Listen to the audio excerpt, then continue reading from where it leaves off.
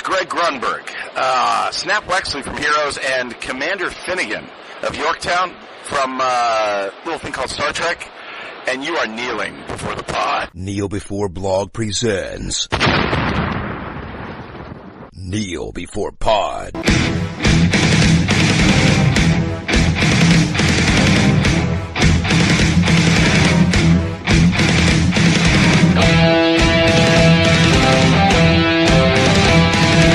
Hello, and welcome to another scruffy-looking edition of Kneel Before Pod, the podcast that failed to calculate the odds of successfully navigating an asteroid field. I'm your host, Craig. First of all, we're here to wish you a very happy Star Wars Day, with May the 4th coming up, happening today, or in the rear-view mirror, depending when you listen to this. In a true Kneel Before Pod tradition, we are celebrating this landmark in the geek calendar with more talking.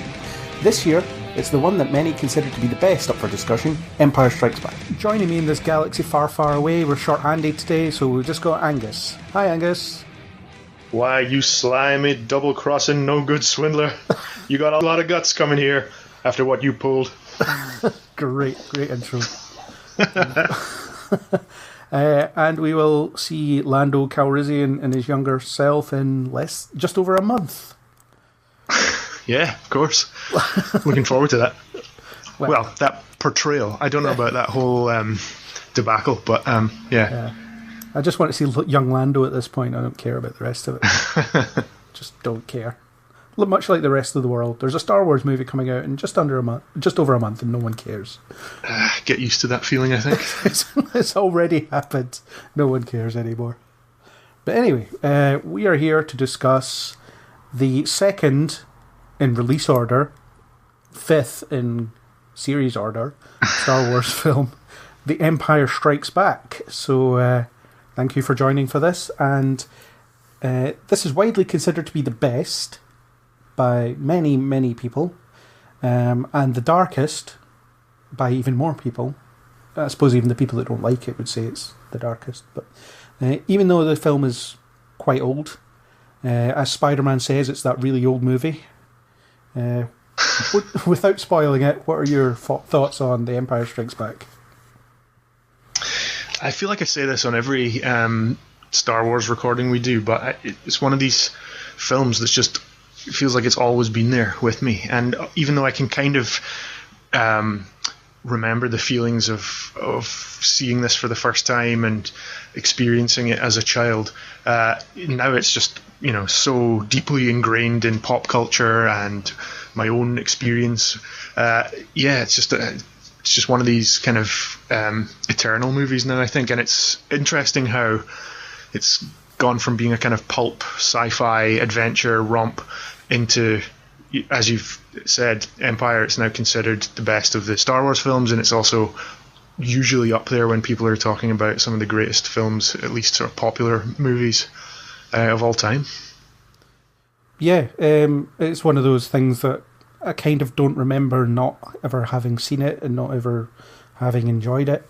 I like it because it does different things with, the Star Wars franchise. I mean, we're so used to sequels just being a slight variation on the first one, but this one completely throws the book out the window and changes a lot about it. And, the elements that you love from the first film are still there, but they change and they grow and they evolve. And for sequels, I mean, or up to a point, I suppose, for sequels, that was quite rare.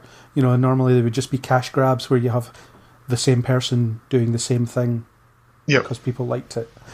Whereas this is quite a brave and risky sequel, I suppose, because it takes everything about the original and kind of ignores it or pushes it aside and makes out that it's a thing that happened, but it's not. Yeah, and I guess the original was its own sort of standalone thing. It was a kind of passion project for Lucas, and then I suppose at the time that he was making that, he had no idea that it was going to go on to become such a phenomenon. So then the fact that he got to make Empire and that it became this evolution of Star Wars and was the kind of beginning of the of that phenomenon, it's pretty interesting that it turned out that way. Yeah, because this is the thing that, I don't know if this is the thing that makes it become a franchise. I don't know if there was any tie-in comics or anything like that between the first and second film. I suppose there must have been, or maybe there wasn't. I don't know. Was the holiday special was between Star Wars and Empire. Is that right? That's true. Yeah, that's the thing that George Lucas rounded up and had destroyed. Yeah, but I suppose by then, so it was already, because the first one was such a smash hit and such a success, that I suppose that kind of the monetization of it had already begun. Yeah, and I think there was probably a bit of inhibition about what would happen here, because they didn't want to ruin a good thing that they were onto. Yeah, I mean, you could have just so easily sort of Force Awakens it, just made it. Yeah.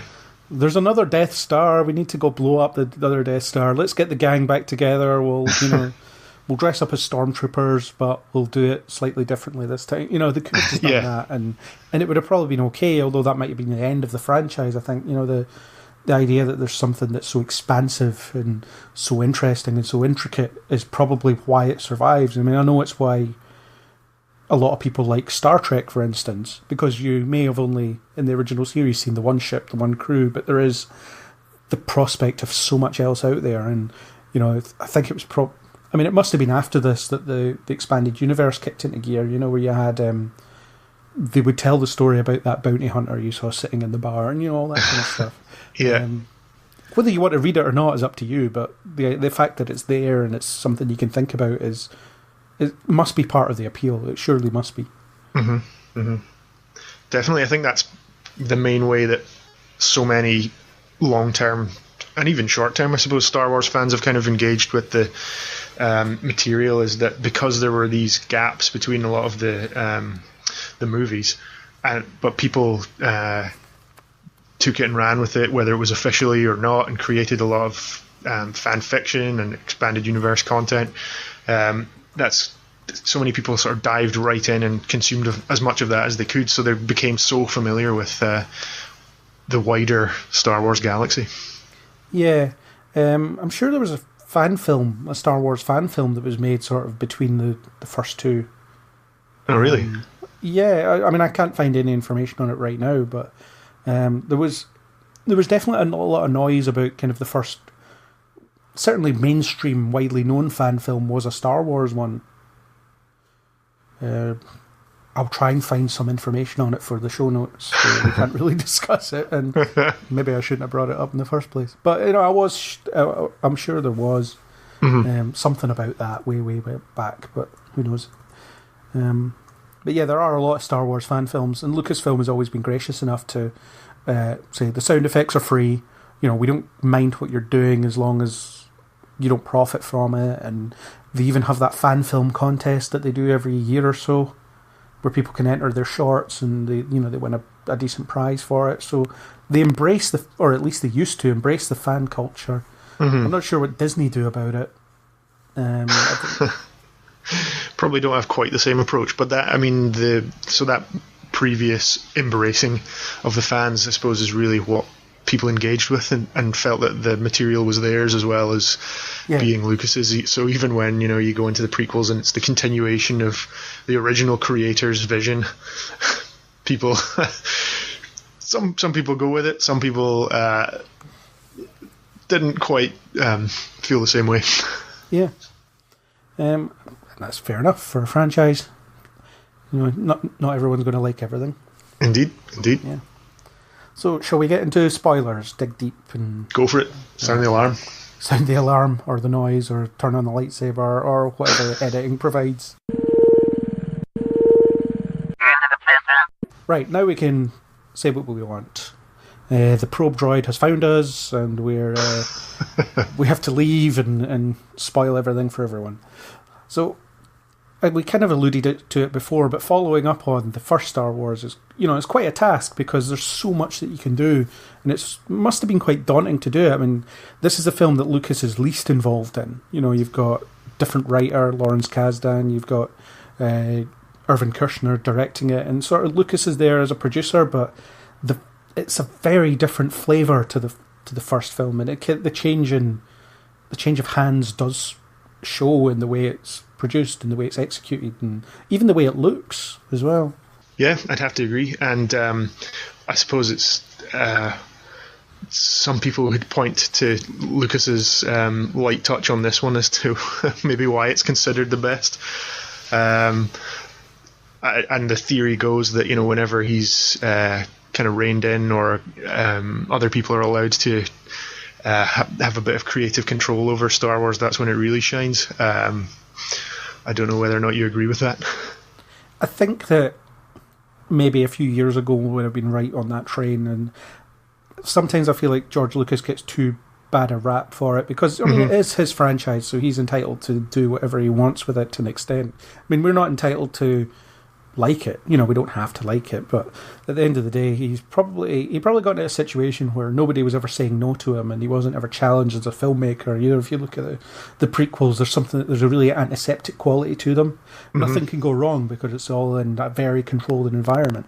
And you know from the first film that mistakes sometimes make a film. You know, the production of the first Star Wars film is well documented in terms of just how much of a nightmare it was. I think everybody got sick on set, and, you know, like food poisoning or something, and the R2-D2 thing would never work, and there was sand everywhere. You know, it's all these little problems, but it was having to come up with solutions on the fly that kind of gave it that more rustic quality. So where you have a warehouse full of blue screen, you know, what can go wrong other than, you know, maybe your actor keels over or something, but other than that, it's just you're in complete control of everything, and anything that does go wrong you can fix with CGI, so there's no challenge.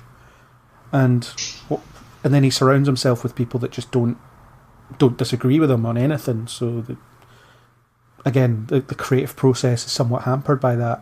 I mean, that doesn't mean I think he made good films after this, I suppose, but at the same time, I don't know, he gets a bad rap for it, but at the end of the day, it's kind of his to do what he wants, and he did expand his own universe in a way that wouldn't have been predicted. You know, in terms of the plot specifically about Empire, though, not particularly complex, really. I mean, the heroes are under attack at the beginning, they split up, they go their own ways, they have their own adventures, come back together in the same location at the end. There's no big bad Death Star, which is probably a relief at this point, seeing as there's probably however many Star Wars films featuring Death Stars or Death Star equivalents at this point. And yeah, it's pretty low-key ending for the heroes. What do you think of the plot? I really like the plot because, as you said, it's very simple, so it's easy to follow, and it's kind of broken into two distinct character stories. So, you know, the characters are split into two groups, and eventually they converge at the end, although the stories are very different, and therefore there's different themes they're exploring. But this film is so much more about character. You know, there's a lot of little quiet moments where they're trying to fix the Millennium Falcon, so where they have to talk to each other because there's nothing else they can do. And that tells you a lot about them. And you can contrast that with the first film, where Luke spends more time looking at the setting sun than he does grieving over his barbecued aunt and uncle. So, like... Oh, yeah, but that Force theme, though, I mean... Yeah, well, yeah, it makes you forget about the fact that he doesn't grieve at all. He just... Yeah, it doesn't make you... Yeah, you don't question his very strange reaction to that. Yeah, but the first film's all about, like, let's get the plot moving, let's keep it moving, and let's get this adventure... You know, it's an adventure, so... Yeah, it doesn't really matter faster and more intense. Yeah, it doesn't really matter that he loses his parent figures, because now that they're gone, the real story can begin.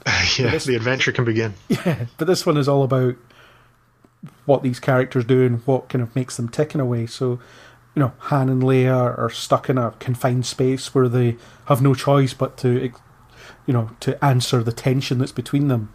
You know, I suppose it's more from Leia's side of, I guess she lets her walls down a bit because Han is teasing her about it the whole first act, and then after that she has almost no choice but to address it because she knows it's there, and that's why she's so hostile towards him.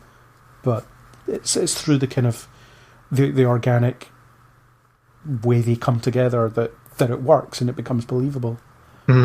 It's interesting because I wonder, as a child, I just have memories of enjoying Empire, even though it made me feel nervous and scared a lot because of how the sort of darker themes.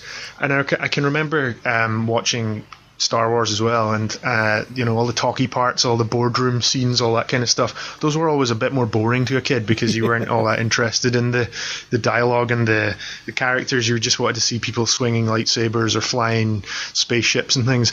And then in Empire, you do have some of that action, but there's far more, like you say, sitting around in huts on swampy planets just talking. And it makes me think, or makes me wonder if I was bored by those sections as a kid and just waiting for the action to happen again, so that maybe this is more of a grown-up take on Star Wars where as an adult you enjoy all the quieter moments and the character interactions.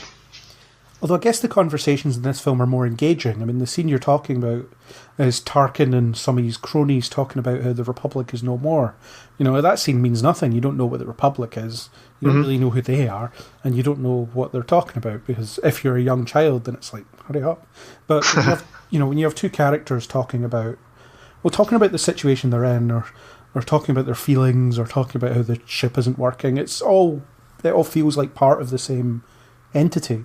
In the same way, Luke learning from Yoda, so he's learning something that's really interesting because it's expanding on this really cool idea of the Force, so it's answering some of your questions that you might have had in the first film. True, and he is talking to a Muppet, so that's more interesting than some crusty old guys in uniforms talking to each other. Yeah. So I think. Sorry, Peter Cushing, I actually love you now, but. And his last appearance was almost as a crusty old Muppet.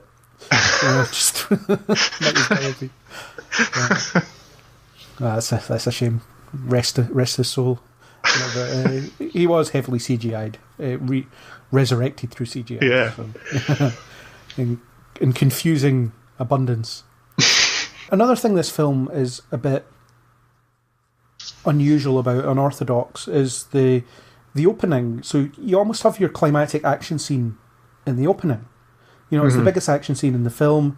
So It opens the film, it sets up the stakes, and I suppose that's easy enough when you know there's going to be a sequel. At this point, they'd already planned Return of the Jedi, so they had said, this is the middle point, or this is, I suppose, part one, of a two-part story that will be resolved in a couple of years. We know what's happening, it's fine.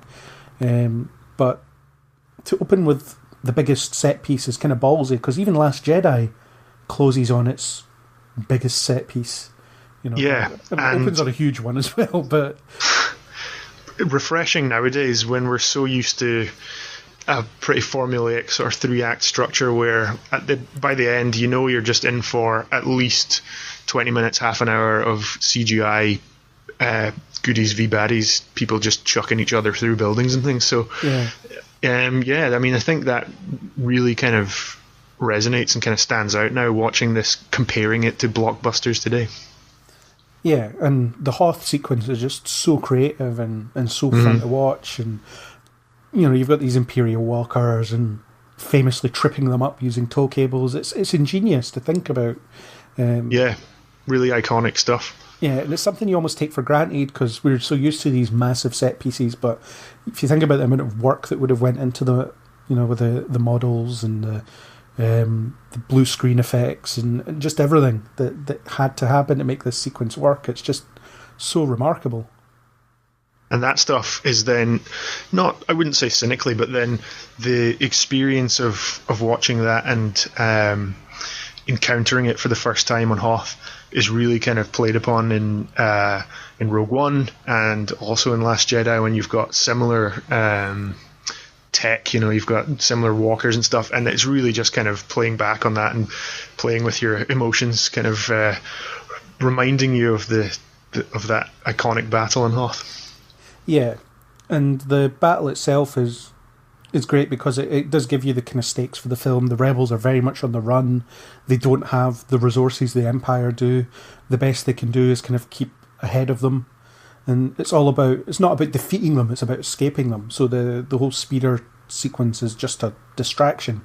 They just have to keep the Empire away long enough for them to escape. So it's, the rebels are prey and the Empire are a relentless predator in this film. And I don't think you really get that sense in the first film because it is so small and self-contained, and it ends on a massive victory. So you know and it's a weird thing to think about how it's we all won, and it's like wow, things are worse than ever. You know, the second one. You see a different side of the Star War as well. You know, with the ground combat, the kind of trench warfare.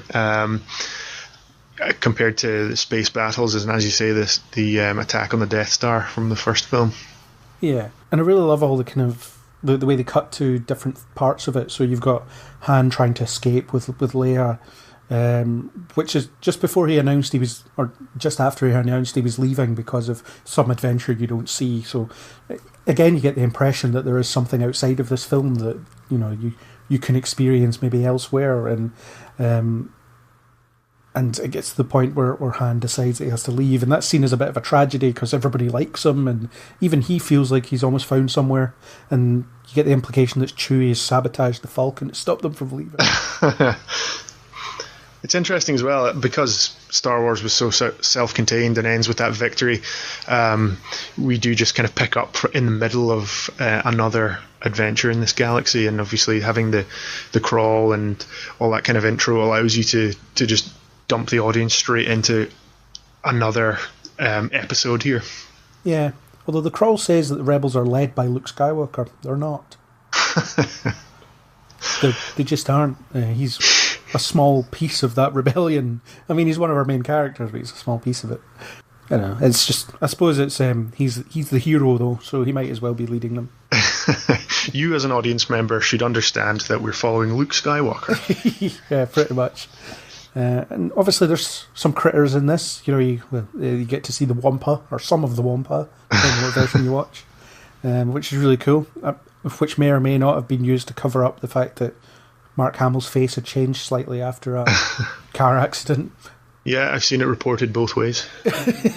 Yeah, but the Wampa scene is also quite significant because it gives you a new force power that you didn't have in the first one. I mean, no one levitates anything with the force in the first film, so you get the force theme, which implies that he's kind of crossed another line, and he's moved up a level, to use video game speak.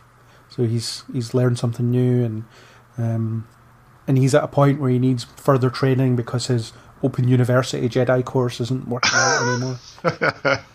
He has like 2 lessons to go on. He's just trying to hit that remote. That's all he does. And are there any good theories out there as to how the Wampa managed to freeze him upside down like that? It's a good question. I've no idea. I always wondered. I always just kind of pictured unconscious Luke being sort of held to the ceiling while the Wampa sort of formed a nice ice cube around his feet. The Wampa just holds him until it freezes naturally. It takes a few hours. Yeah. Really looking forward to this snack later. Yeah. I also love how Obi-Wan picks the time that Luke is less likely to believe that he's actually talking to him to appear as a ghost. It's like, he's unconscious and delirious. Now's the time. Now I'll say it. I don't know. Can he only appear to people in times of great distress, or like maybe for the first time we're supposed to think, is this just a hallucination? Is this the Force? We don't know anything about Force ghosts. Yeah. Well, the only hint you had was you hear his voice. Yeah. Which may or may not be Luke hallucinating, but well, it's clear that he isn't because the advice works. It's strange that he picks that moment. I mean, it's a great moment because it's that typical. It's almost the vision. He has a vision of something, and he's in an altered state while he has it, and it's taken away from him when Han comes through the image as well. Mm-hmm. When he's recklessly riding about on his Tauntaun, and happens upon Luke just by chance. After introducing the idea of Christian hell to the Star Wars universe. Yeah, there's all sorts of... I'll see you in hell. Yeah. I mean, I'm sure they call someone a son of a bitch in the new one. I have to give the credit to that to Paul Rust, although he admitted earlier on Star Wars Minute that it was Neil Campbell that told him about the idea of Christian hell existing in Star Wars. Christian hell, yeah. I don't know, maybe there's some other type of hell. I mean, different cultures have different words. Yeah. Plus, they are humans. I'll see you in a stand-in for hell. See you in it, yeah. I don't know. The Jedi must have an equivalent, or Jedi heaven, is that where all the Force ghosts are? yeah. There's well, there only seems to be one religion in the Star Wars universe. So you just don't know. And there must be others. There must surely be others. There must be. It's a big galaxy, although you'd think it was smaller based on how much it all revolves around the Skywalker family. Yeah. I guess the Jedi one's the one to go for, because you definitely get superpowers. Not enough Earth religions where you get superpowers. No, none at all. None at all. The best you can hope for is enlightenment, perhaps, with Buddhism. Boring. Yeah, you get that when you're a Jedi anyway, allegedly. So, yeah, Jedi's the one to go for. That's why people keep writing it on censuses. Well, I'm not sure any of those can lift things with their mind. Yeah, I don't know if they're getting powers just from filling that out in the census. Filling out the census, hoping it will be recognised as an official religion, which I think it now is. You don't have to prove you've got a high midichlorian count or anything. No. Well, there are no midichlorians in this film, thankfully. Oh yeah, thank Jedi God. You also get to see like Han Solo use a lightsaber, which is such a novelty. Yeah, that's true. As he, in an iconic moment, cuts open a tauntaun and says, "I thought they smelled bad on the outside." Famously lampooned by Family Guy. And God knows what else. Yeah, Robot Chicken, I'm sure, and so many other things. Although not The Revenant, even though it has a similar scene. Apparently, well, in my half-assed internet research, basically reading the trivia on IMDb, that was a technique used by American Indians. I'm sure it was. And then you kind of get the next morning where the speeders are working now and they're just waiting to be picked up by Rogue 2. We found them. Yeah, and Han seems pretty spry about it. He's quite happy. He's quite cheerful for a morning after a night spent in like sub-zero temperature. Yeah, he must be pretty hardy because he just brushes it off. Well, he talks about building a shelter, but yeah, I suppose you see him start to dig out a snow hole or something. He gives up. This is enough. I'll just live through the night. Yeah. Yeah, that's the kind of calm before the storm, I suppose. It's just in the Star Wars universe, you just randomly get attacked by monsters. It's just something that happens. It's not that big a deal. Mm-hmm. And you get, then you get put in a Bacta tank with a giant diaper, and then you're fine. I think that's the only time we've ever seen a Bacta tank as well. To this point. Yeah.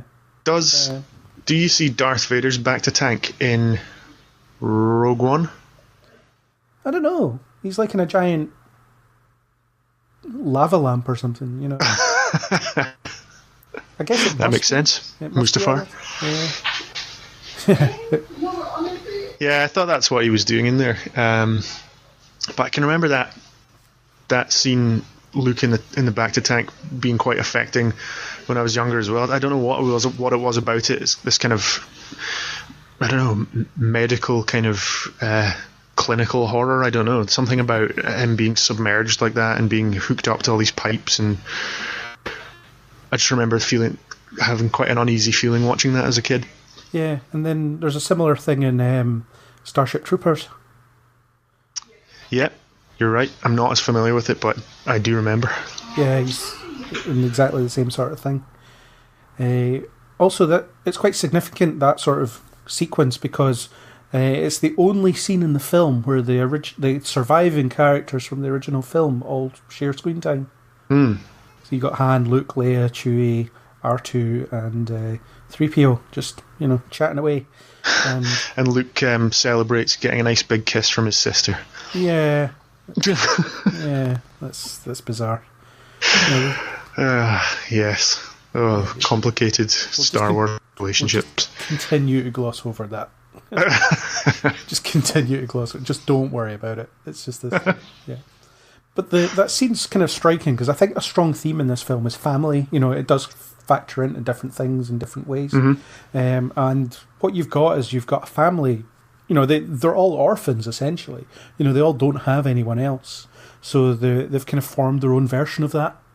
You know, and the rebellion is the place or the group they belong to, but when they're, you know, together, they're this family. You've got, and everyone has that kind of particular role in it, where Han is the mischievous older brother.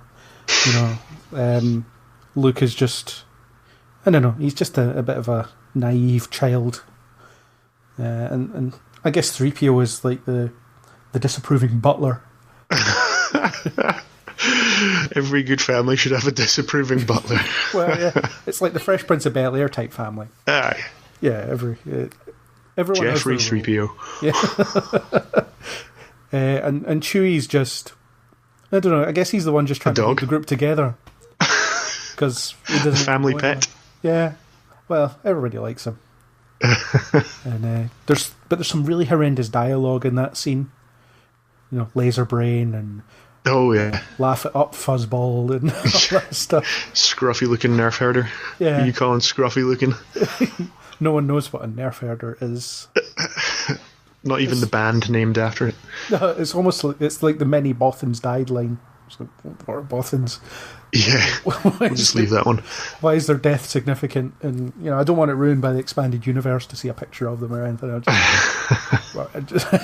just. Oh, don't worry. It's all been ruined many times over by now. That's it. Yeah. I mean, I'm sure there's, you know, nerf herder is a thing that I could look up.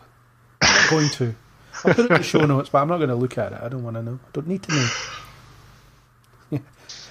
And I almost feel like the Falcon being ruined, or you know, it's in a state of kind of disrepair, is almost a metaphor for the kind of way the family fractures after this point, because they go in two different directions.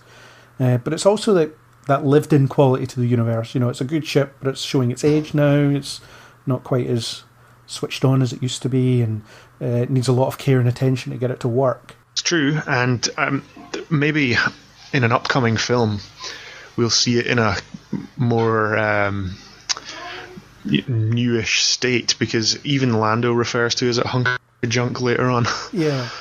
So even as long ago as it having its previous owner, a hunk of junk.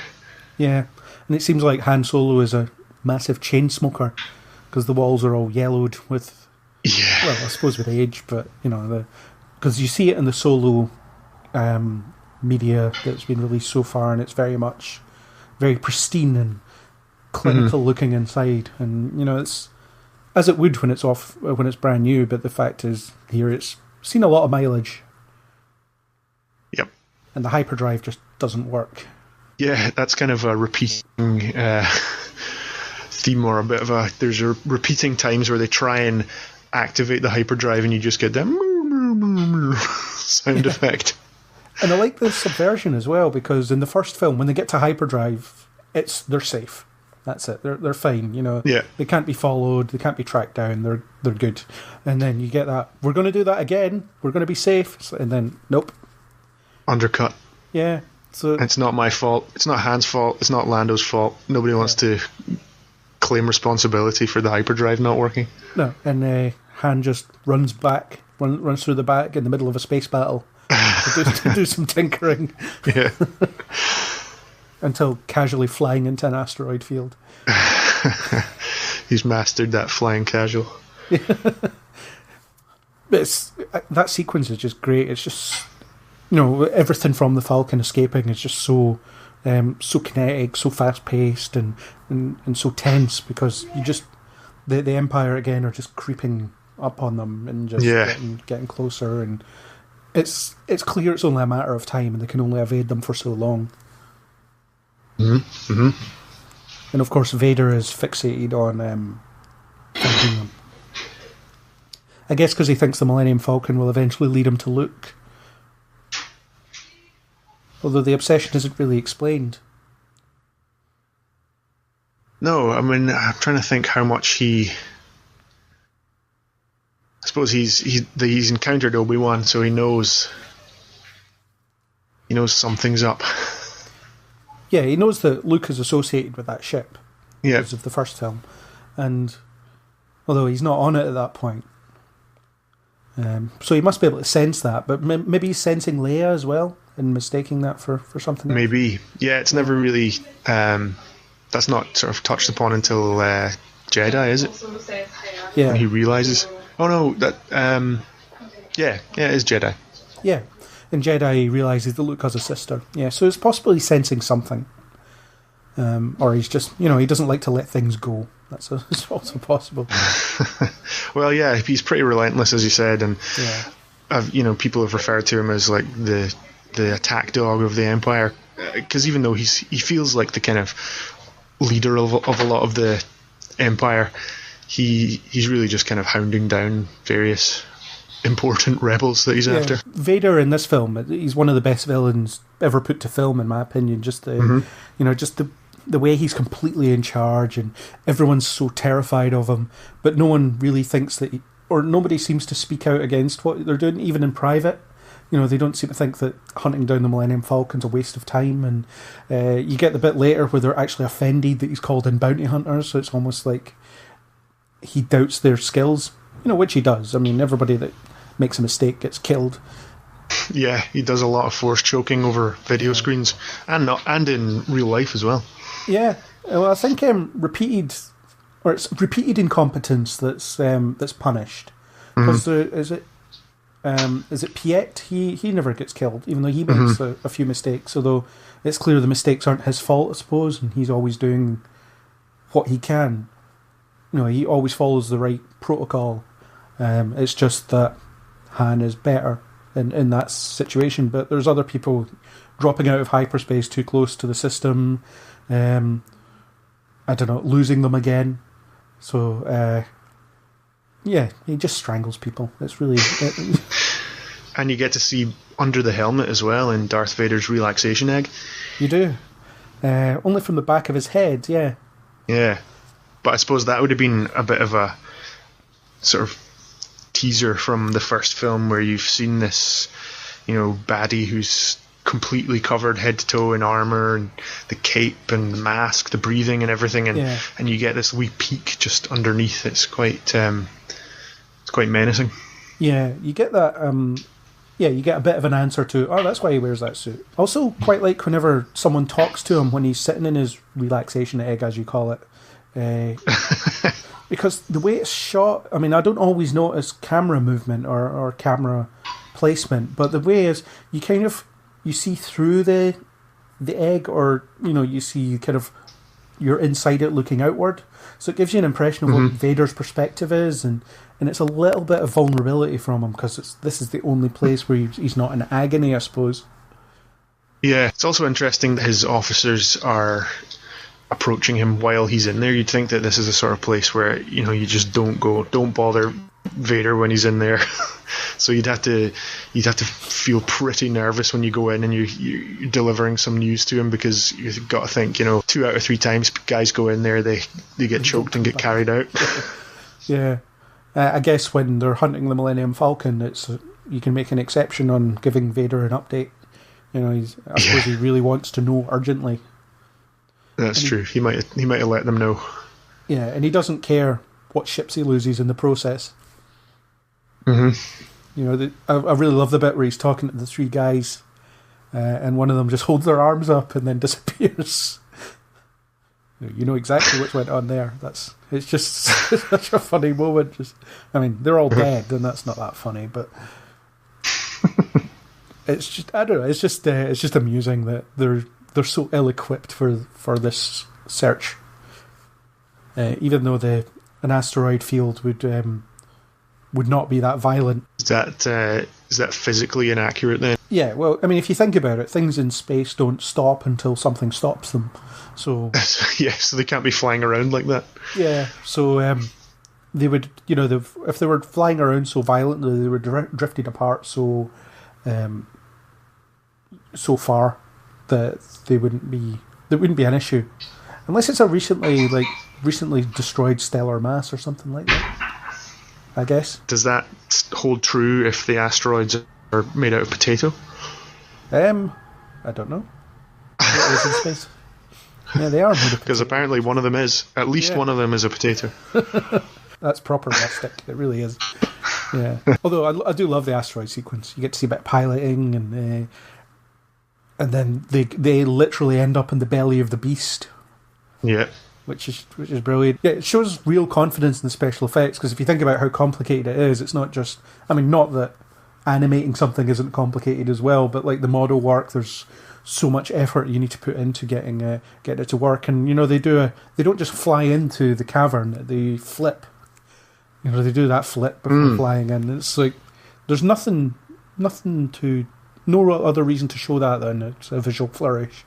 It's like, yeah, true, and it's so well done that it even gives you like a nice feeling just watching it, because it's so Star Warsy. It's so the Millennium Falcon.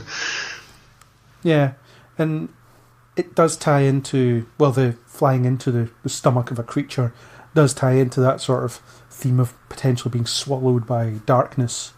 Because Luke is risking that, and they're quite literally being swallowed by. Well, it's not evil; it's just a creature, but it is something that can destroy them. That they're inside something that can destroy them. So Luke must be the only main goody who doesn't get swallowed by a creature in this movie. R2 ends up getting spat out. He does. Poor guy. I don't know why he doesn't just use his jets. But or is this maybe the point they stop working? Yeah, I think so. They're full of like swamp gunk and they don't work anymore. Exactly. We should be asking why he never used them to traverse all those strangely flat areas of Tatooine. Yeah, he doesn't need them in the Death Star. It's all pretty flat in there. It's very conducive to droids kicking about. But yeah, there's the headcanon. They've stopped working for that reason. Yep. Yeah, because he falls in. And the Luke on Dagobah stuff, I really like it. I said earlier, you learn about the Force, you learn about the Jedi, although it's also quite dark in its own way, because Obi-Wan and Yoda are both using Luke for their own agenda. So, they're basically training him to the point where they can point him at Darth Vader and hope that he kills him. Yeah, and telling him, you're going to need to be able to balance upside down and lift a few things. Yeah. Which doesn't come into play later, really. No, it just gives him the opportunity to try to lift an X-Wing and fail at it. Yeah, because he doesn't understand that size matters not. Yeah. Even though, like, in the prequels you see Yoda struggling to lift heavier things than other things. He must have been preoccupied. So the weight must have some kind of bearing on it. I think we've been permanently joined. Sorry. It's okay. This podcast is dedicated to all people who enjoy the sounds of people eating. And in true Kneel Before Pod fashion, Natalie crashes in at some point. Although, just so I do. Yeah, that's people were starting to miss it, I think. People were what? I say people were starting to miss it. It hasn't happened in a while. They've been listening to every podcast and always expecting you to show up at some point. The tens of our fans will be so disappointed. The tens. I think you're being generous. There's actually hundreds. Craig, we do not need specific numbers. There are hundreds of you and you're all beautiful. Thank you. Like Netflix, I refuse to release the stats for public consumption. Yes. Yeah. Is this the point at which you say hello to Paul and Jason Isaacs? Oh, where's Jason? Who's Jason Isaacs? Who's Jason Isaacs? Doesn't matter. I know that. He's an actor, but never mind. He's an actor. Yes, okay. Yes, he's Lucius Malfoy. I think that's how you pronounce his name. Why does he like us? He will now. He's been we tweet this episode at him. Well, it was complimentary about him in the Discovery podcasts. There you go. So there we go. Because he was good. Yeah. So the Force. We're learning about the Force. Luke is being constantly lied to. Or I suppose it's lie by omission, isn't it? Yeah, and he also encounters strange, confusing Force tree / cave. He does. He goes into the cave, Yoda says to him, "You won't need your weapons," but he takes them anyway. Takes them anyway. Yeah, You're such a Lando. Proving that he may be his own worst enemy, or something. Yeah. Yeah. And some weird slow motion kind of new technique for a Star Wars film. Is it seen again? Probably not. Although the Lego level, you actually fight them properly, and there's all sorts of steps you need to do. Now that everyone knows that Luke sees his own face inside the helmet, I think it seems obvious that he sees his own face. But I can remember being confused by that and just, when I was younger, thinking, "What is going on here? He's fighting Darth Vader. Who's that in the helmet? I don't know." I think it's supposed to represent his possibility of going to the dark side, and the fact that he's very impulsive, because he takes his weapons in even though he's told not to, because he thinks he knows better, and that attitude could lead him down a really dark path. What do you think he would have seen in there if he didn't take his weapons? I don't know. Weapons. Maybe a giant mirror where he snaps his fingers a load of times, and then asks his parents to step forward, and then it's him. Wouldn't that be a great idea? Imagine someone did that. Toe. Yeah, so there's that. It's also Yoda later on, brings up his failure in the cave, even though the lesson isn't really understood, because he doesn't reflect on it at any point. After it's so here's what you did wrong, and here's why it's wrong.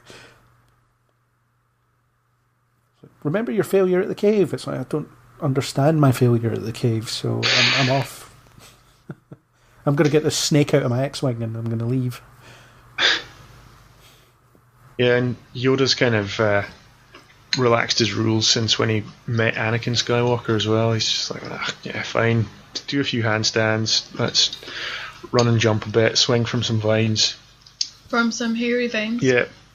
Go in a cave, and maybe a bit later you'll be ready to face him. Oh, wait, not now. Well, the idea is he's not ready, and Yoda tells him that he's not ready and warns him that dark stuff could happen if he leaves now. So, as far as Yoda's concerned, leaving now would be a mistake, and I suppose Han and Leia are an acceptable compromise for him. Losing Han and Leia is an acceptable compromise because ultimately it'll be for the greater good, even though Leia might be that other hope. Yeah, he knows that there is another. Although I think he's talking about Ezra Bridger from the Rebels series, because he's still kind of kicking about at this point. Or I don't know anything about that. He could be talking about Ahsoka Tano, who's also still kicking about at that point. I don't know anything about that. Anakin's former apprentice. So there. He might be talking about them. Who knows? Need to ask him. What do you think of Yoda's introduction? Because he's introduced as that kind of... Well, he's this wizened figure who decides to play as, this weak and annoying stranger. He's hilarious. Yeah, I wonder...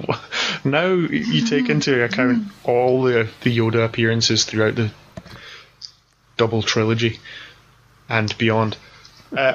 And it seems a really strange decision from him.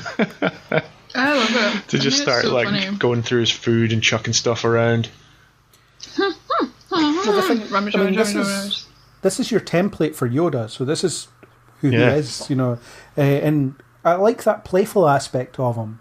It's something you don't see very much of in the prequels. You see a little bit here and there. True. And even in Last Jedi, when he shows up, he's that playful yet meaningful, wise old figure. Well, it's because everyone takes everything so seriously. I would say that, I would try and explain it away by saying he's been in hiding for 20 years, but then he's 900 years old, so I don't know if you'd go that crazy after, what would be the equivalent of, I don't know, still 20 years. A few days in your life. Well, not really, it's still 20 years. Maybe he's just sick of eating swamp soup and just... I don't know. People show up and he's like, I'm just going to screw with these people. Why not? Yeah. Although it could be because it's kind of it's a trope, or maybe not as much as a trope, but it is a thing in other media where someone as a test for to see how people treat the weak or the apparent weak, they pretend to be. They pretend to be that just to see what the reaction is, and obviously the first thing Luke does is pull a gun on him, which isn't a great start. But yeah, he comes across as this like impish, annoying figure at first, and I think it's almost Jar Jar levels of irritating, but Yep. it doesn't linger for long enough to ever become irritating. It's just this funny thing that Yoda does. Yeah, it's true, and he does then become quite ominous quite quickly when he's telling Luke that he will be scared. He will be. Yeah. Oh, you will be. And do you think R2's beeps are, oh, this is such classic Yoda? Because obviously he knows him. Like, I know this guy, even though he's beating me with a stick right now. Well, can you imagine when they're on the way? It's like, we're going to the Dagobah system and look for some guy called Yoda. And it's like, oh yeah, I know him. And, yeah, me and him go way back. and then they get there and it's like, I'm not even going to tell Luke that this is Yoda. This is too much fun. Oh, R2, you trickster. They're both pulling one over him. Yeah, and even Obi-Wan doesn't remember owning a droid. I know, there's so much deception in these films. Yeah, just people are just lying about everything. It's very weird. Star Wars. Oh, can we link the Star Wars tune that Limmy made at the end of this? You'll have to ask Craig if he put it in the show notes. Because we're Scottish and we're podcasting at Star Wars, I think that we should do. Okay, I don't know what this is, but okay. You can watch the whole video of him creating it. It's fantastic. You'll have to send me a link. Mm-hmm. Yeah. So Okay. so Yoda teaches Luke about the Force. You know, it's not quite as succinct as Luke's 3 lessons, of which he only delivers 2 in Last Jedi, but it's pretty kind of, here's your week-long intensive course about the Force. Yeah, because we don't have time for all the Jedi training, and there's a whole. He says that he's too old at one point, which for some reason Lucas drew as meaning they must be 8 years old. They must be removed from family life before this. Yeah. Sounds a bit like the church, though, or a cult. It's a bit culty. It is a bit culty. And I always think that the Jedi probably not an organisation you want to be affiliated with. Although the theory is that by that point in the trilogy timeline, the prequel timeline, that's when, they'd really kind of fallen apart from the ideals of whatever Yoda was practicing on Dagobah. Yeah. And there's all sorts of weird things that Luke gets told. So he gets told about the dark side, how it is the quick and easy path, and when Luke asks him if it's stronger, he says no, but it's easier. Although I suppose he omits all the cool powers you can get by going to the dark side. Mm. The dark side, they get lightning, we get nothing. Do you because we call it the dark side, though, right? And guess it's a story told from the perspective of the Jedi. Right, but even the Sith refer to it as the dark side? Yeah, according to the story which is told by the Jedis, right? So, yeah, but they themselves... What if actually the dark side is the light side? Well, or what if they're all dark sides? Well, the dark side, I guess it's called that because it's so connected to such, I guess, negative emotions like greed and hatred and all those negative things, whereas the light side is, more about embracing more positive things and more altruistic things. But as Obi-Wan says, it's all a matter of point of view, and I don't see why someone couldn't at least dabble in the dark side without becoming completely corrupted by it.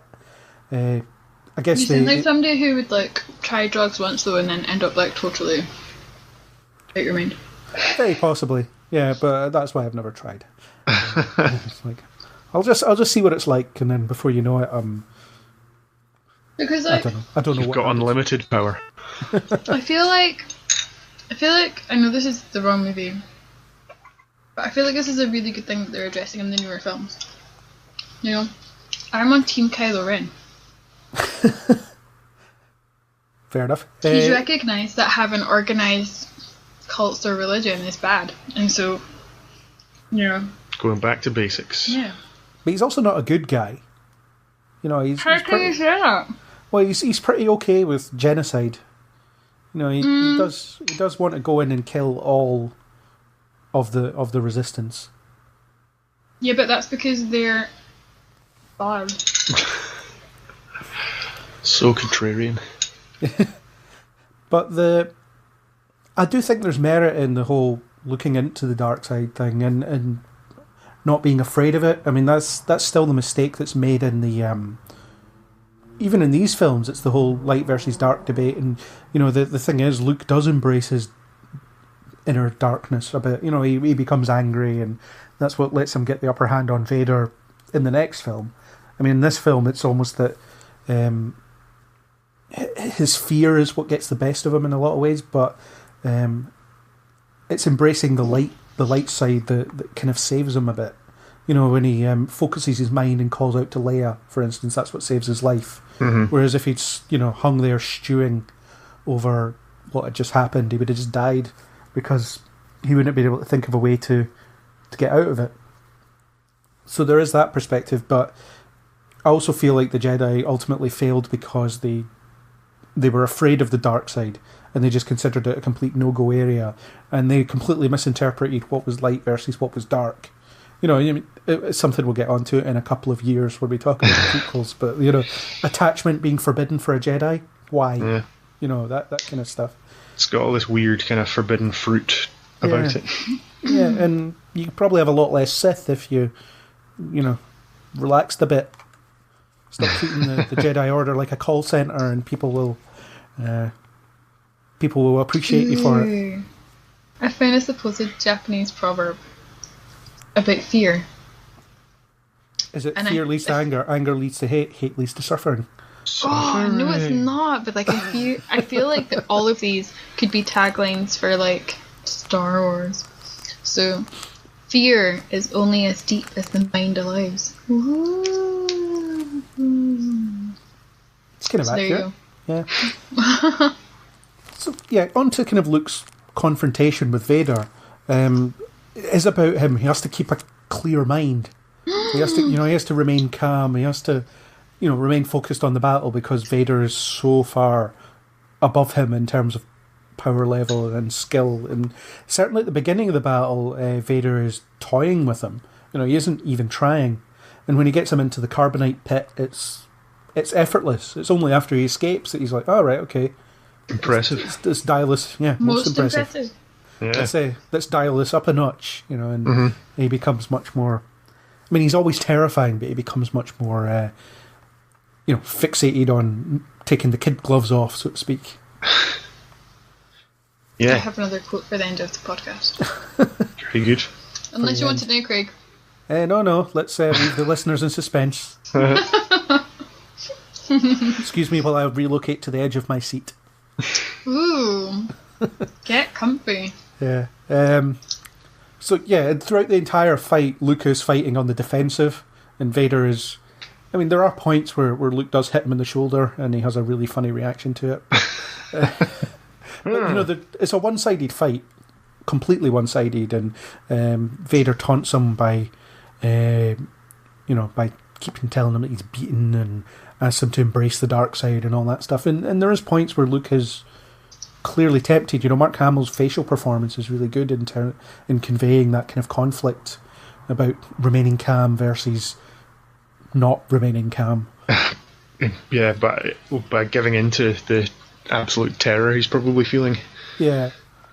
It is quite intimidating. I mean, that whole thing is just well shot, when Vader's introduction silhouetted against the darkness. And so much iconic imagery in it. I think the set design, obviously if you watch this film enough times, you end up just noticing so many amazing things about it, but then even just the visuals, just the lighting, all that stuff of that duel makes it so kind of iconic. One of the most, probably the best duel in any of the Star Wars films.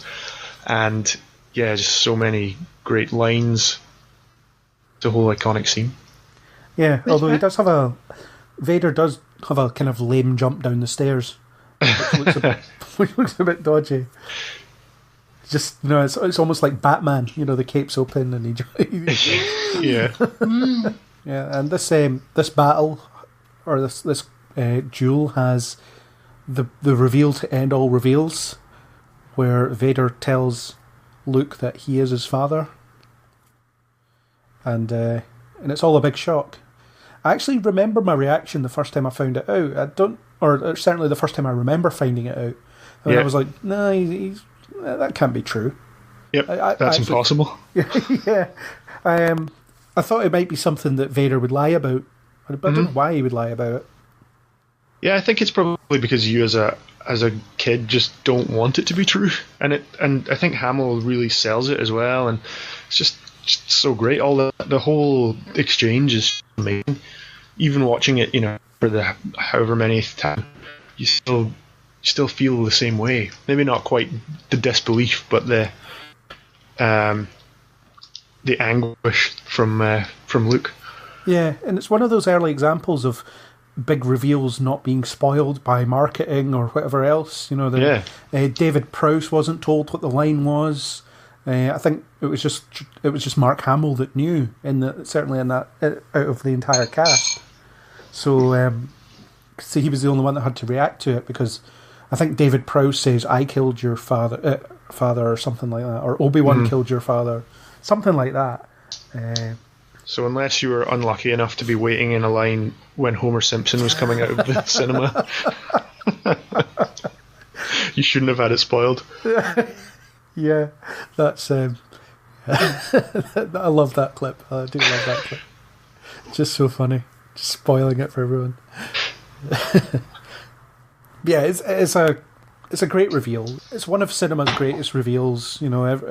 Everyone remembers it. Everyone thinks about it. Even people that don't like or know Star Wars that well will, in some way, know about this particular scene. It's because there's always those really crap TV shows where it's like the top 15 most cinematic moments in all of cinema. It's arguably the most famous line and scene in all of cinema. Arguably, yes. Yeah. If someone hasn't seen Star Wars, they think they know Luke, I am your father. Although Luke, I am your father is not the line, of course. Yeah, they think they know that, but that's what I'm sure that's what someone would say if you asked them about Star Wars and they knew absolutely nothing else about it. I am your father. It sums up an entire series of films. Okay, so then what is it? No. I am your father.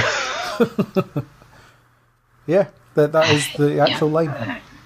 Obi-Wan never told you what happened to your father. He told me enough. He told me you killed him. No. I am your father. No. It's not true. That's impossible. Search your feelings. You know it to be true. No!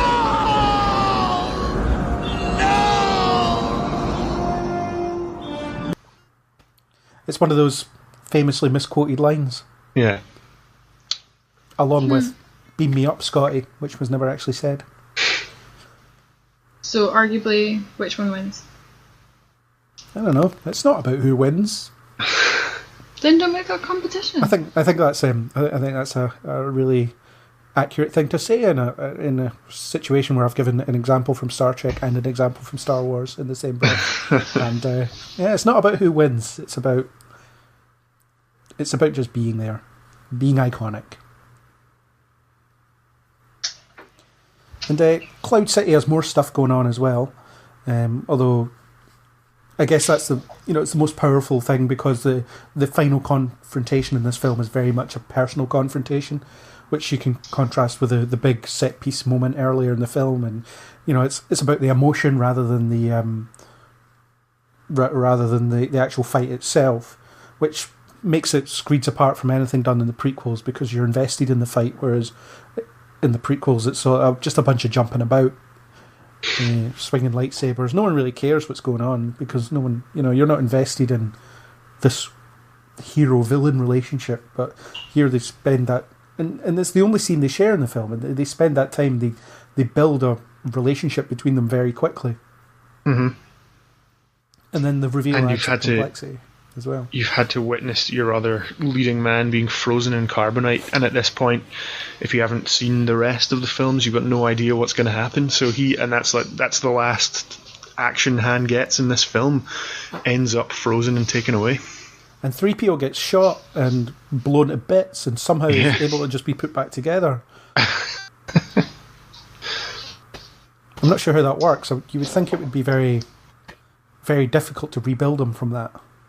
Not for Chewie. He's just kind of plug and play.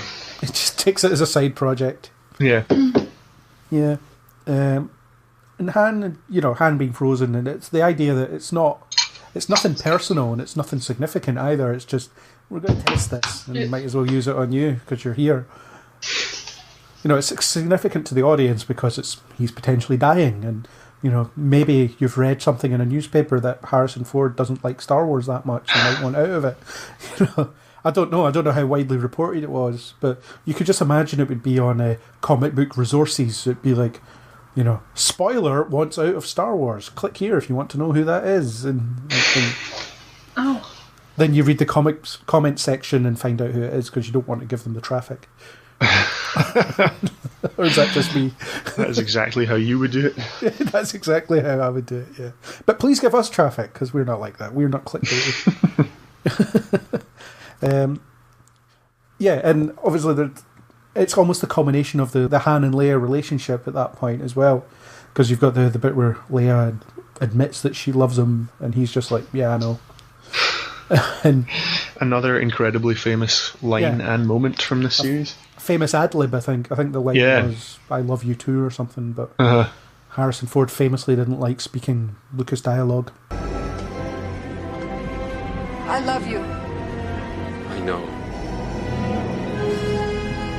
But yeah, it's iconic. And then they riff on it in the next film, which, it's like, nah, it was cooler when I said it. Yeah. And it's the introduction of Boba Fett, of course. Someone I don't care about.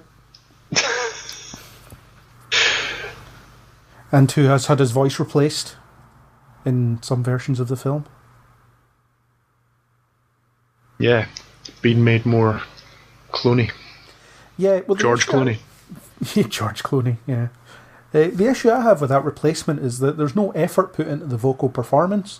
So it's clearly whatever the actor's name was. The name escapes me. The New Zealand from the prequels. Yeah. Is it Tamora Morrison? Yes, it is. Yeah. But it's clearly they caught him on a coffee break or something. Filming just read us some Empire lines, will you? Can you just read this? And it's so the original voice actor, whoever that is, when he says, what if he dies? He's worth a lot to me, and there's something kind of angry in the way that he portrays it. It's like, for whatever reason, he's been hunting Han Solo for a long time, and this prize is what he wants, and he doesn't mind standing up to Darth Vader. But then the reused line is just it's a haphazard. Yeah, we just want this to match up. Yeah, kind of replacement. Bit throwaway. Yeah, but you get a bit of character there. He's a bit miffed at this arrangement, and he doesn't mind telling Darth Vader that he's not happy with him. So you get the impression that there's a pre-existing relationship and that Vader actually respects him. Which is, I guess, why he's so fan favourite-y. Yeah. Yeah. And then, yes, it all kind of goes downhill into a Sarlacc pit. But there's also the bit where he says, Vader points at him and says, "No disintegrations," as if to say. And no disintegrations. And it's that kind of implied history, and again, as I've said before, it expands the universe in really subtle ways. It just gives you that impression that, this film isn't all there is, there's more. Where do you think Vader goes to hire his bounty hunters? He puts an ad on like Space Craigslist.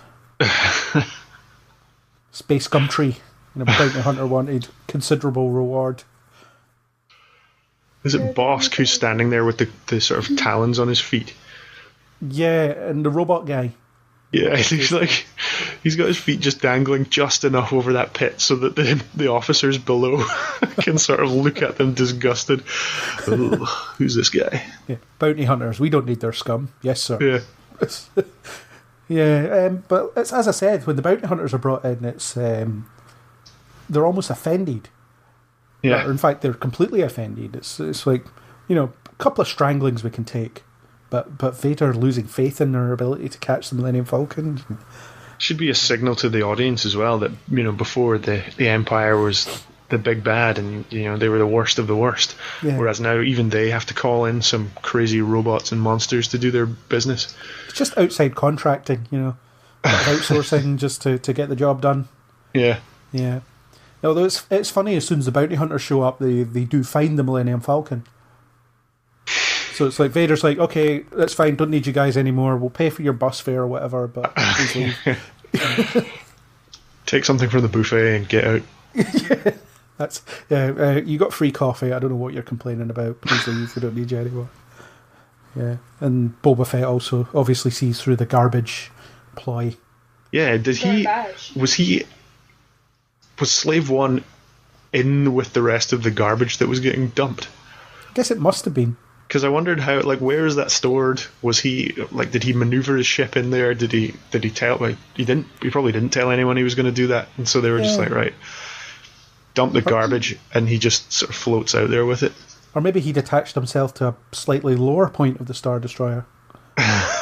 Just flew around and no one in the Falcon saw him. Well, they only have one window that looks outward, and although they were looking at the Star Destroyer, weren't they? Yeah.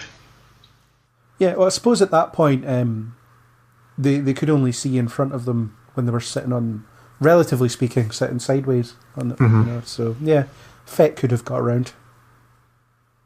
The logistics aren't hugely important. No.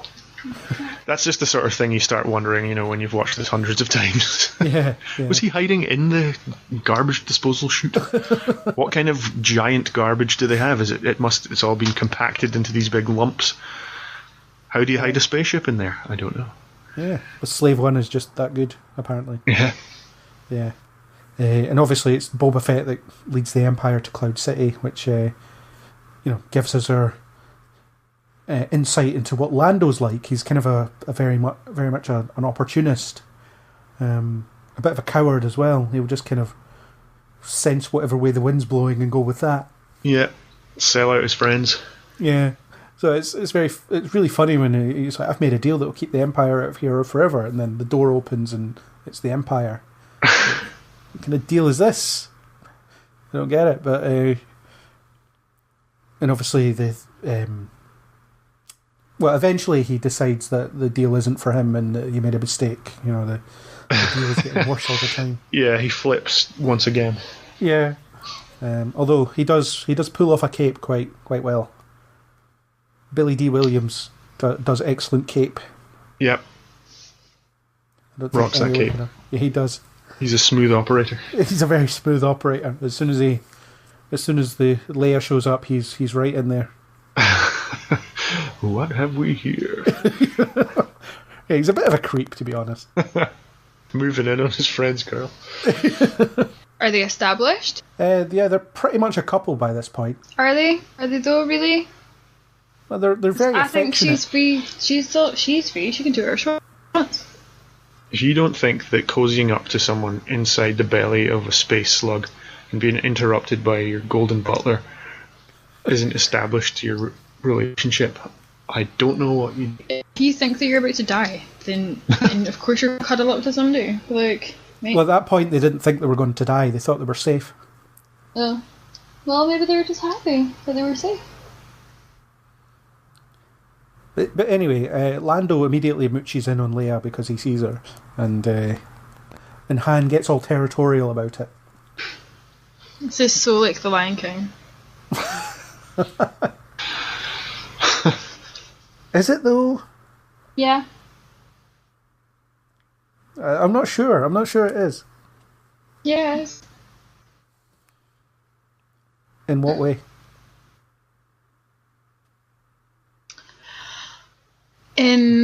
Here we go. If Leia was like a piece of meat, and one of them is like Scar, and the other one is like hyenas. Go on. The Lion King. What? So is Scar throwing? Cut. So someone is Scar. So someone's throwing Leia to whoever the hyenas are. No, they're just fighting over the meat. Oh, right, okay. I'm not sure I follow your logic, but okay. It was a throwaway comment. You're welcome. Yeah. I don't know. Angus, you're very much a fan of Lando Calrissian. You've spoken favourably about him in previous podcasts. So what is it about Lando that you idolise? Well, I mean, first off, the cape. I've been a fan of capes for as long as I can remember. 2, moustache. Can't go wrong with that. He has a nice smile. Yep. He's got a great voice.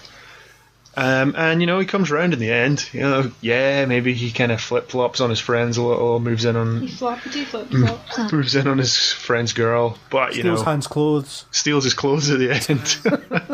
But in the very end, he comes through. And we've got a friend who's called Lando, so, like... It's kind of like we think about him all the time.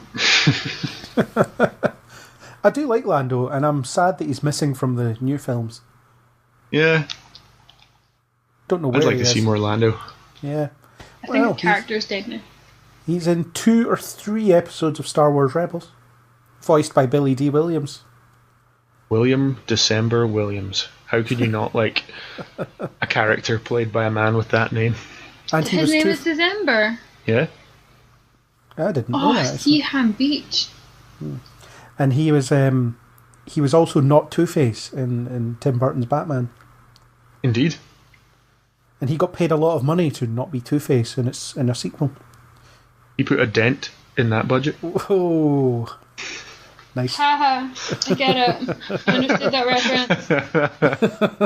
reference. Multi-universes, crossover potentials. So many riffing references.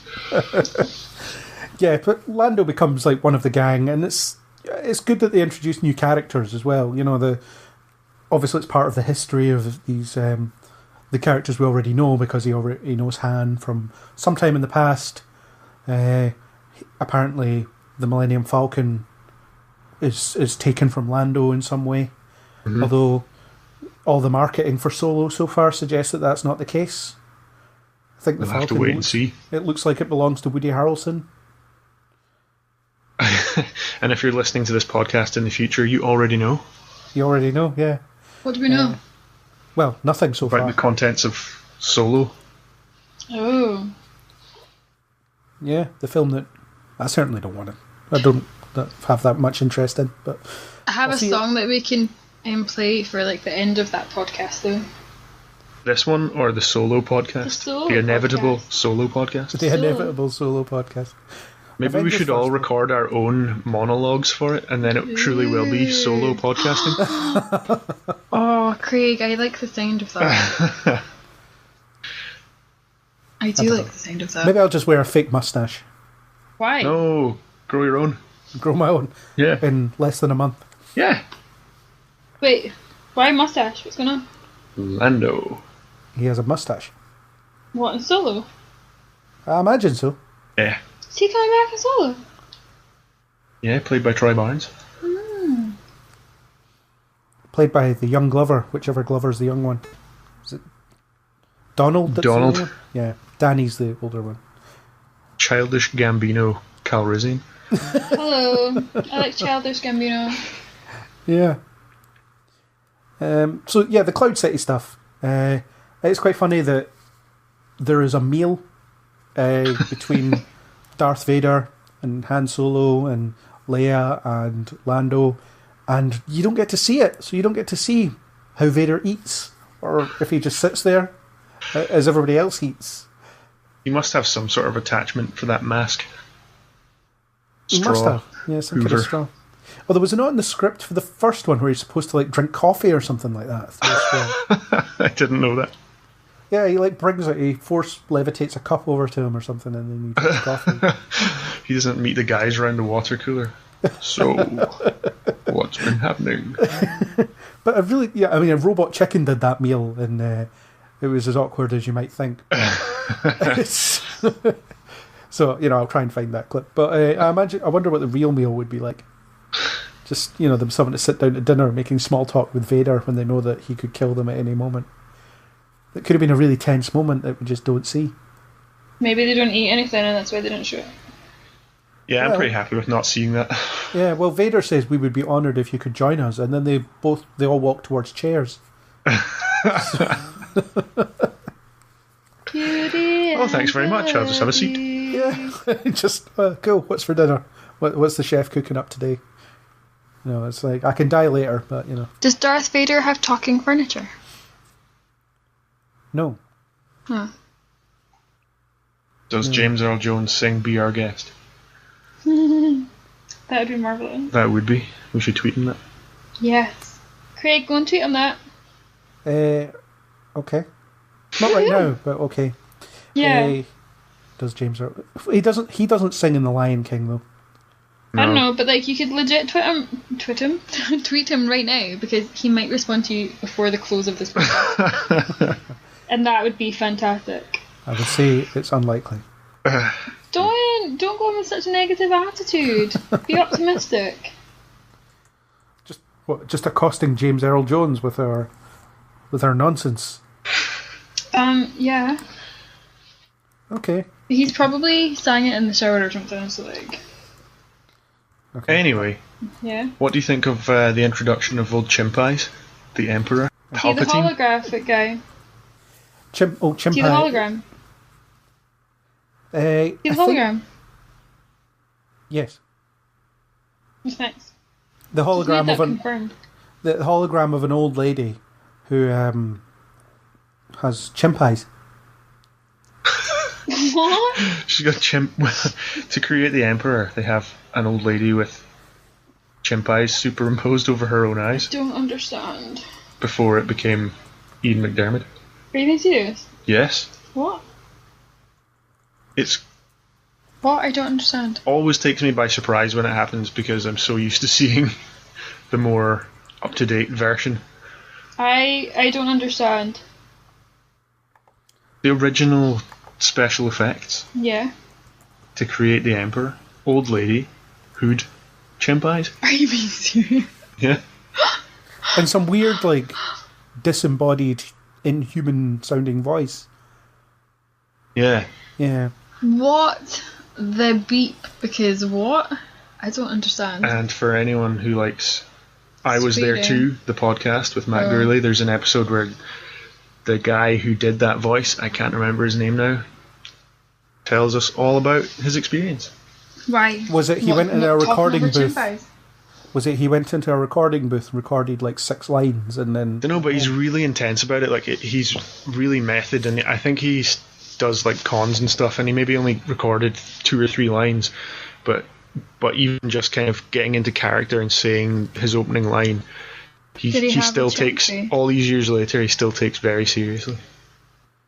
And he should be What does he say? There has been a disturbance in the Force. congratulated. Yeah, and then there's something about the son of Skywalker. Yeah. I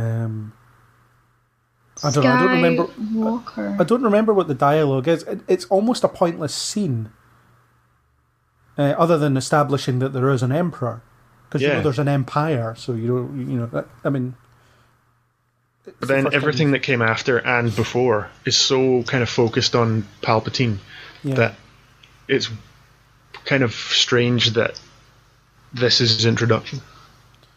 Yeah, and the special edition, it changes the dialogue that makes it seem like Darth Vader doesn't know who Luke Skywalker is. Yeah, because Vader's dialogue doesn't change, but his does. So it ends up not making much sense. So, what does Skywalker actually mean? The name? Like, It's just his What name. is- yeah, but what does it mean? I don't know. It must have like a meaning. It's like here on Earth, we've got people whose name is Walker.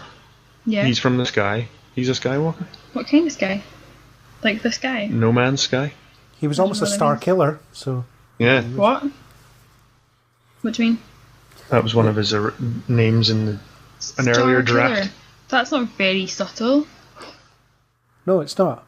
Death Star Killer. Death Star Killer, yeah. Star Killer is a name that belongs to 2 things in the Star Wars universe. Star Killer Bay! Yeah, there's that monstrosity, yes. And Force And then Unleashed. Yeah, Darth Vader's secret apprentice from The Force Unleashed. What? So, in classic Lucasian style, they managed to reuse a lot of the names, because I think a lot of stuff, he had ideas for, didn't use, or ended up not going with, and then recycled stuff and called somebody else something, or a planet, or what have you. Exactly. How come? Yeah. And this film also has a fan favourite character who only appears for seconds. Talking about Lobot? No, but he's cool as well with his backwards visor thing. You talking about Will Rohood? If it's the ice cream guy? Then yes, Will Rohood. The guy escaping with an ice cream maker. It's like, I don't know. It's his family business. It's all he has left. He needs to go and set up his ice cream business once again. I can't get out of here. I can only save one thing.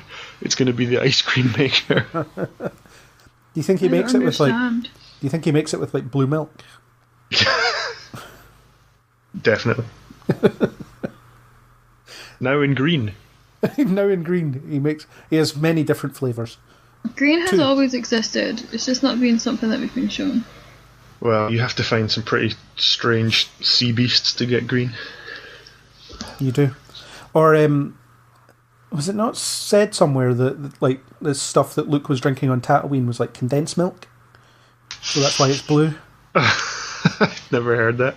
I can't remember why I've seen that or where I've seen that, but it makes sense because they're on like a desert planet, and Sounds like a lie.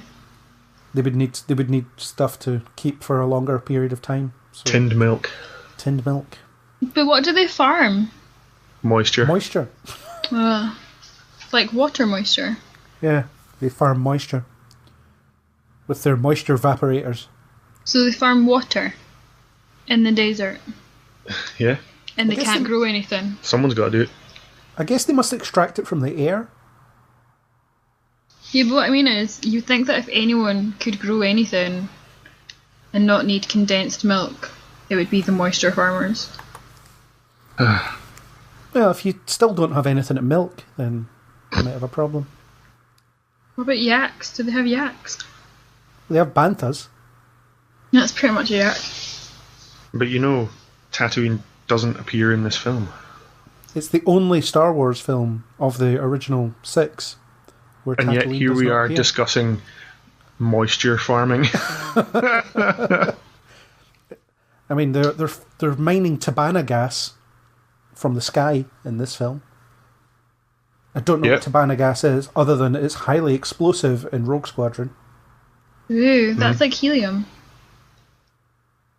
I'm not sure it is.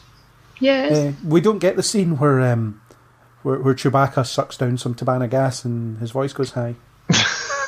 Oh, now I want to hear that. It's in the special edition. He'll do that in Solo, probably. There'll be a whole bar where they do it. Yeah. Tabana gas makes the voice go high. I do want to kind of see that, yeah. Only with Chewie. Only with Chewie. It has to be Chewie. No one else. Don't care about anyone else. It has to be Chewie. Or maybe 3PO. No. It wouldn't work on 3PO because he's an android. He's got no lungs. But he is capable of having a nervous expression on his face. That's true. And he can be shot up just by putting your hand over his mouth.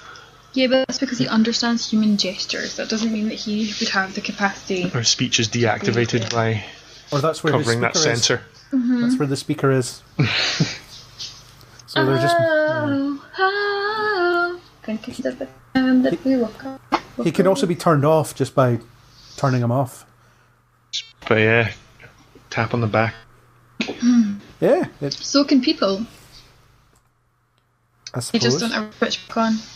I wonder if it's a Star Wars version of the nerve pinch is, turning 3PO off. Mm-hmm. So derivative. Yeah. And 3PO spends most of the climax of the film on Chewie's back with his head on the wrong way around. Reverse Yoda. Yeah. Is that when he's in a bag? He gets kind of he's in a blown like to bits. Yeah. Yeah. Yeah. And then it's like the Wizard of Oz. Oh. Can we think of like some sort of like theory where it's like Star Wars is actually the Wizard of Oz? Yeah, if you play Dark Side of the Moon at the exact same time as Empire Strikes Back, it links up perfectly. Who would be Toto? R2D2. R2D2. That was terrible. Yeah, Dorothy can be Dorothy Luke Vader. Skywalker. Luke's Dorothy. The Wicked Witch is Darth Vader. Toy. I suppose if you got Darth Vader wet, he would. Oh my God, Chewie is like the lion. Just the Tin Man is 3PO. And who's the Scarecrow? You're only saying that 3PO is the Tin Man because he is like made of metal. Who's the Scarecrow?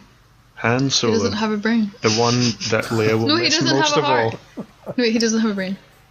I'll miss you most of all. And then the other two are just like, fair enough. I'll miss you most of all. I know. Yes. Nailed it.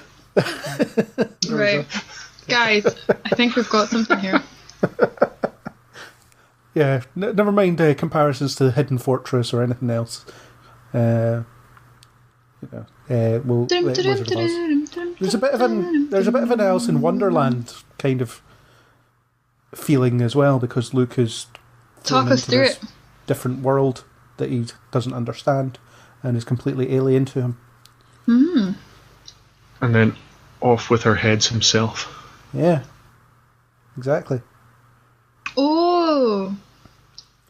Although, I mean, we I haven't was just even discussed. thinking, Yoda and Alice in Wonderland would be like the The Cheshire like Cat. the Cheshire Cat or something, Yeah. But he would be like the Munchkin. Oh no, it'd be like Glinda. He'd be Glinda in The Wizard of Oz. I suppose he would. Which one's crushed by the house? That would be. The Wicked Witch of the East. That would be Tarkin. I don't know. Are you a good witch or a bad witch? Did the Muppets I'm not a witch do at all. The Wizard of Oz? The Muppets. Yeah. Did they actually? Yeah, Did they? And was Miss Piggy Glinda? maybe. How have I not seen this? Because if she, or was she Dorothy? Can we watch it? Because if that was the I've only case, seen then Treasure Island. and- Yoda has already been in it. What? Frank Oz. Audible gasp. Yes, The Muppets Wizard of Oz is a 2005 American-Canadian fantasy television film directed by Kirk Thatcher and starring Right, we're watching Ashanti it. and the Muppets, with supporting roles done by Jeffrey Tambor, Quentin Tarantino, David Alan Grier, and Queen Latifah. Fantastic. So which part in that film did Miss Piggy play? I don't know. She's wearing a pointy hat, so it's got to be A a witch. witch. Is she the witch? Ooh, But maybe she's Yoda's like actually the witch. Is she green? She's a pig, so no. It's not easy being green. She's we the need good witch to- of we the need to watch north, that. apparently. So she is a witch. She And is also the Wicked Witch of the East. And she's also the Wicked Witch of the West. North, East, and West. Yep. She's all of the witches, apparently. Well, isn't Glinda from the north? I'm a good witch. From the Anyway, south. Maybe she's Well, from we're the south. so far off topic. And we Yeah. haven't even discussed the Imperial March yet. What a piece of music. Oh no, wait, it's oh. Miss Piggy is also Glinda, yeah. Ah. She's all of the witches. Can you do that? Because it'll sound better in your voice. Oh. dun dun dun dun dun dun dun dun dun. Maybe that's what you need to make a good movie, though. You need like to have a good music and a bad music. The music is brilliant in this, as it There always is no is. bad music in this film. I meant as in like bad people music. You know? The Han Leia theme is brilliant. It plays at the end as they're staring out the window, and you're wondering how it's all going to work out for the rebellion. Can we edit a video of Han and Leia, but to the tune Rabavi? Rabavi. There's one thing I actually, when I rewatched it the other day, one thing that occurred to me at the time was, so what you've got is Han and Leia, they're stuck on the Millennium Falcon and they're running away from Star Destroyers, fine. But Luke just steals an X-Wing and flies off and like completely upends the chain of command. And he's never like chastised for it. But you know, the rebellion is an organisation, isn't it? You know, it's got a hierarchy and stuff, and Luke is part of that hierarchy. He just doesn't go to the rendezvous point. He doesn't, yeah. And then he turns up later with like no hand and an X-wing that's full of like swamp gunk, and nothing happens to him. Although no, he loses the X-wing because he leaves it behind on Cloud City, doesn't he? Yeah. Yeah. So like, I don't know. Every X-wing counts in this. Yeah, conflict. he's lost a valuable piece of rebel hardware. Yeah. I've always wondered about that. And even in like Return of the Jedi, after freeing Han from Jabba's palace, which is surely a waste of, you know, rebel resources, because he takes like everyone. You know, with you know, Leia. I suppose Leia has some like authority, but like, I don't know, Lando, no one cares about him at that point. Well, Lando's made a general just because it turns up. But you think that Luke should have been court-martialed for his actions? I think so. It should have been like, right, once this new hand's installed and you've had a minute to get used to it, we'll you know, at the end of Star Trek IV, even though Kirk saved the Earth from a whale probe, he gets court-martialed because in the previous film he stole the Enterprise and then blew it up. Well, we've always said if you believe in nothing, Craig, you believe in protocol. That's me, all protocol. But it's something I kind of wonder about. And when I was thinking, if you think about it in Last Jedi in particular, or even just in this film, where it's, you know, you've got these people that are these religious fanatics, in effect, who are using the resources of these powerful organisations to further their own ends, and they never suffer for it at all. They just get, you know, you don't get anyone in the Empire or the First Order saying things like, why are we listening to these religious nuts? Why can't we just like kill them and get on with it? Get on with our domination on our own. Domination, nation. It's just, again, it's a thought from someone that's seen these films far too many times. But there must be something. It's like, cheers for losing the X-Wing, Luke. You know, you're no longer Red Leader. You're demoted to Red 5 again. Was that the same X-Wing that he used to destroy the Death Star? And I'm sure that's been bronzed and put in a museum or something like that. Well, yeah, because I was thinking they probably want that for the Rebel War Museum. Yeah. Yeah, who knows? But he loses it anyway and wrecks it by crashing it into a swamp. And I'm sure I've mentioned this in previous podcasts, but I remember when I was younger, I used to enjoy watching the Empire Strikes Back because I like it. I like scenes where in films or TV shows where people go into water for some reason. I quite enjoyed that part. So, you know, people going for a swim. So you like watching the Crystal Maze whenever they had to go to the underwater zone? Yeah, it was always exciting. And whenever they went in any of those levels where you had to dunk yourself under? I just had this fascination with fiction where people had to swim for parts of the film. That's quite odd. No, because in Tomb Raider game, when you have to swim, it always scared me. This was pre-Tomb Raider. So, right, let's just keep track. You like films where people have to go in water for part of it, but you don't like food that looks like faces? Yep. Oh, you don't like that food that... There's like a lenticular postcard at work which would be perfect for you. I'm gonna get it. No, is it that famous painting that looks like a face? Yes, but it like moves because it's lenticular. Oh. No, Craig really wouldn't like that. What if it was like framed really nicely? Sounds horrific. No. It does sound Add it to the spreadsheet. Add it to the spreadsheet. Yeah. What spreadsheet? Of Craig things. Things to know about Craig. Yeah. It's only so are there any other standout films you can think of that feature people going into water? No. Waterworld? Waterworld? Yeah. No, that's... Fugitive? Too much water? Fugitive. No, you're talking about me when I'm, I don't know, like 6 or even young, well, probably younger than that, probably like 4 years old or something like that. Wait, so this isn't true anymore? I guess I must have used to like going swimming, so whenever I saw fictional characters also swimming, I thought it was cool. You were like, oh, they're probably having some fun. Yeah, they're swimming about. I mean, Luke does only swim for like a couple of seconds in this film. Princess Bride, she's in the water in that. I used to love Stingray. I would have been that age. Oh, yeah. Yeah. And I don't know, I quite like the idea of things that shouldn't be in water crashing into water as well. So like the X-Wing. Maybe it's because I like to play with toys in the bath. I don't know. Yeah, that makes sense. And then instantly ruin them because they're die-cast metal and the paint runs. My Stingray toy, for some reason, was not built to be put in water. I had a great Matchbox car that like changed colour because of different heat, different temperatures. But I played with it in the bath because the hot water would change the colour of the thing, but then it rusted, and yeah, such a shame. You're only supposed to put droplets on it. Yeah. I learned that lesson the hard way. Cool.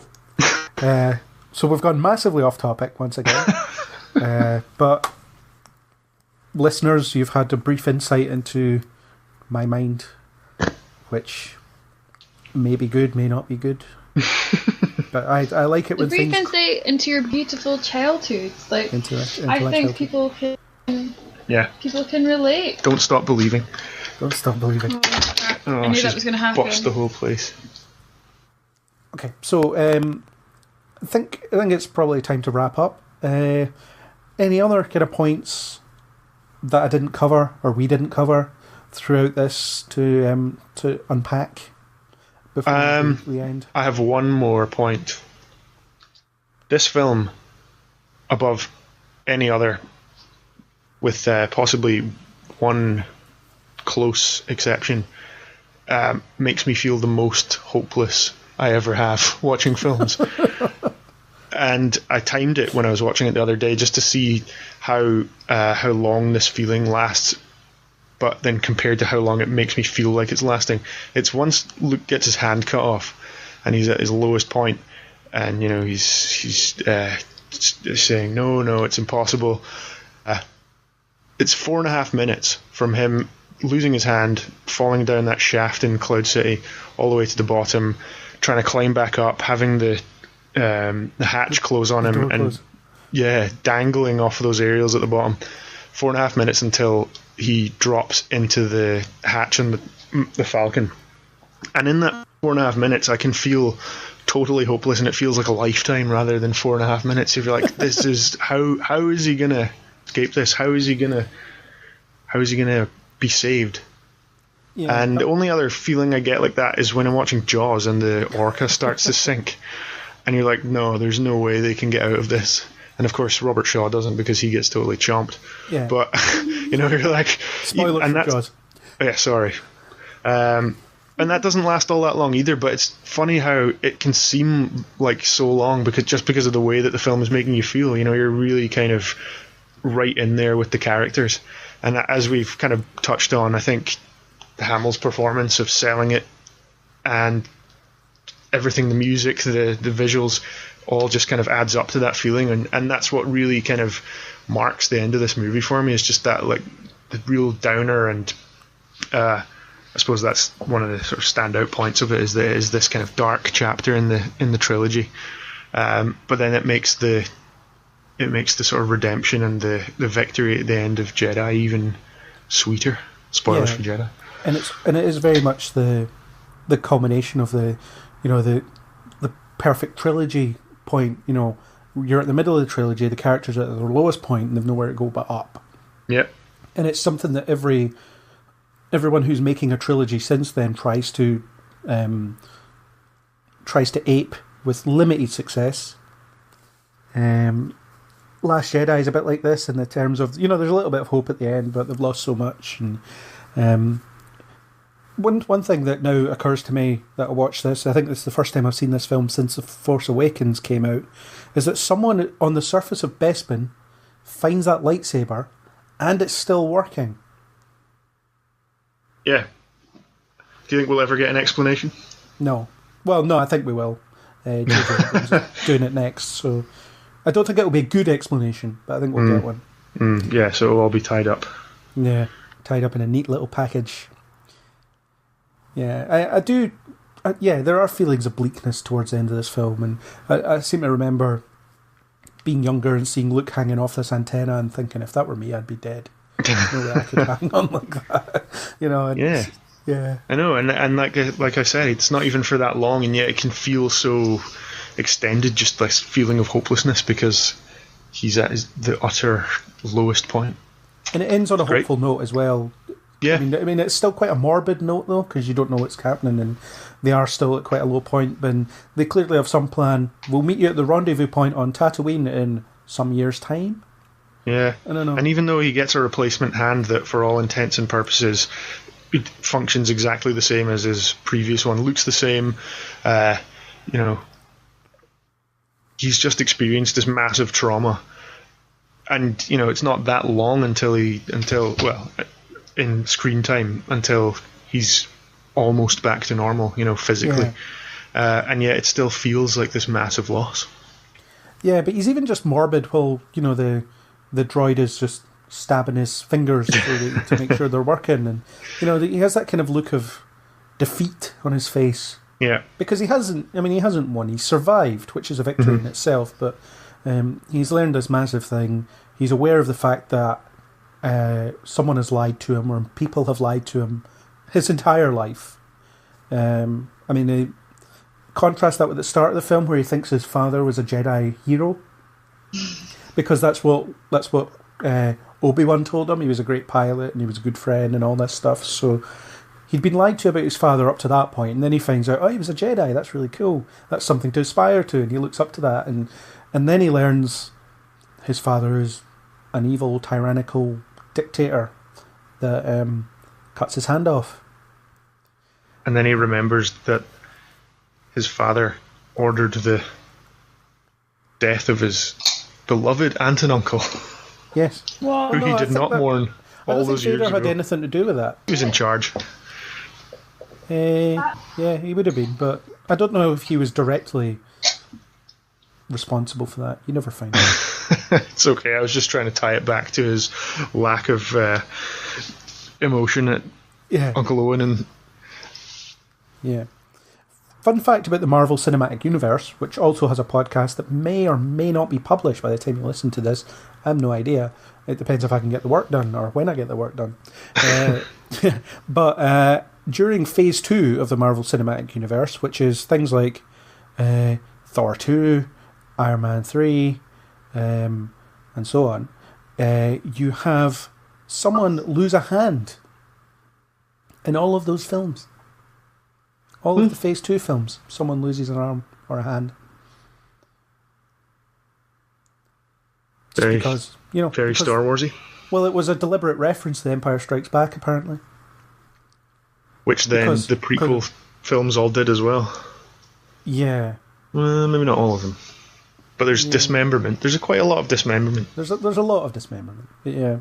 Because they see the Marvel Cinematic Universe Phase 2 as part 2 of a trilogy, if you count the whole universe as being a trilogy that's building to something, which it is.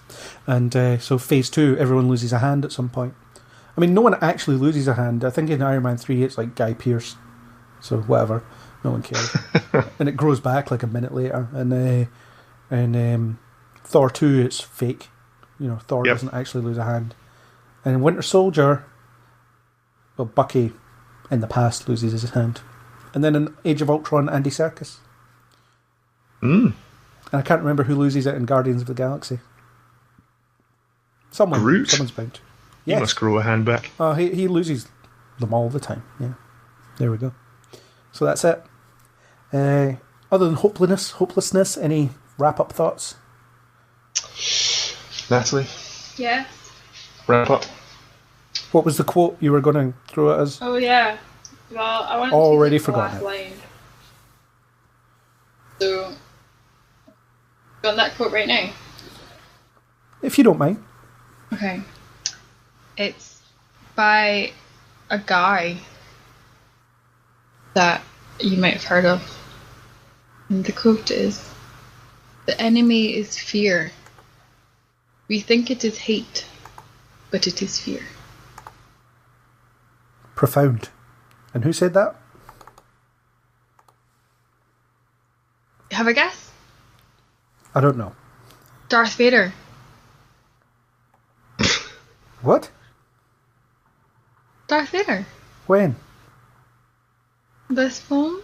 No, I'm joking. It's Gandhi. Oh, okay. Gandhi Calrissian. Gandhi, Yoda, Gandhi. Gando. Yeah, thanks. Cool. As for this movie, Yes? I only watched part of it the other day. I didn't watch the whole thing, so I don't really... You have seen it before, though. Yeah, I have. All I kept on thinking, like, the whole time that I was watching it was, oh, this is like a scene that Bad Lip Reading used for, like, a song. So now when I watch it, I just think of, like, that scene when... Okay, so Han Solo's gone out looking for Luke, who's, like, in the snow. And Chewie's like... Leia's like, okay, close the doors, I guess, like, they're not coming back tonight. And Chewie, like, leans against something, and he's like, oh! And it just made me think of the opening line in one of the BLR songs, which is fantastic. Which is how you consume 90% of your Star Wars content these days. I think it's what most people get all of their Star Wars content from. And I wouldn't blame them, because it condenses them into such a beautiful way. I think box office catchy. receipts disagree with you. Well, they just haven't been BLR'd yet. Yeah. Perhaps not. Can we... Oh, we have to... I've sent you, like, a list of recommended hashtags, but one of them has to be... what is it? This is not the future. It's not the future. Mm-hmm. It's not the future. And if you don't know it, although I'm quite sure you know it, you need to know it, because it's beautiful. Cool. I will look into that. Do you know it? No. Oh my god. Okay, I have to be honest with you. I'm surprised. Well, it's good to know that after all this time, I can still surprise you. Yeah. Well, So I'm done. on that note, yeah, I'd say it's time to end. So no final points from anyone.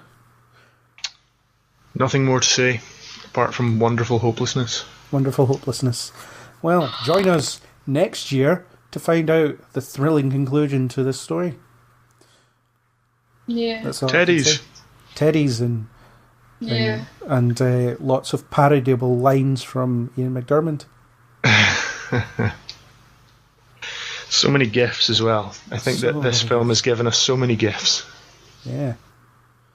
Gifable. So gifable. Yep. Wonderful Han Solo gifts. .com. Is that actually a website? No.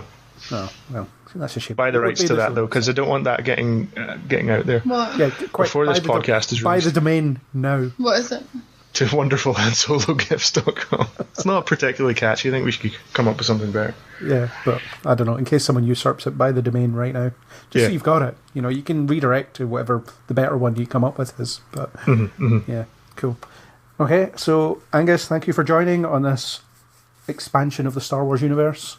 Thank you. Natalie, thanks for showing up in the middle and making loads of noise as usual. Sorry. Thank you guys, and we will Star Wars again next year. Next year. May the 4th be with you. That was our discussion on The Empire Strikes Back. Happy Star Wars Day, everyone, and a special thanks to YouTubers 331 E-Rock and Victor Hugo Morales Avilan for the supplied music. If you like what you heard here, then hit that subscribe button on iTunes, YouTube, or any major podcasting app, and join us on the next Kneel Before Pod. May the 4th be with you, always.